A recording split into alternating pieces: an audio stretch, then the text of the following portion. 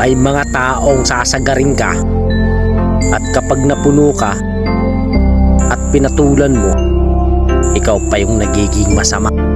Ito real talk para sa'yo. Kalmado. Kapag ramdam mong ayaw nila sa'yo, umiwas ka agad. Ano man ang kanilang dahilan, huwag mo nang alamin pa. Sa dinabi-dami ng tao dito sa mundo, imposible naman kung lahat ayaw sa'yo.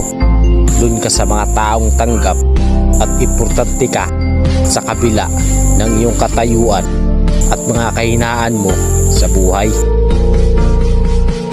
At doon ka sa kaibigan na kahit wala ka, kilala ka.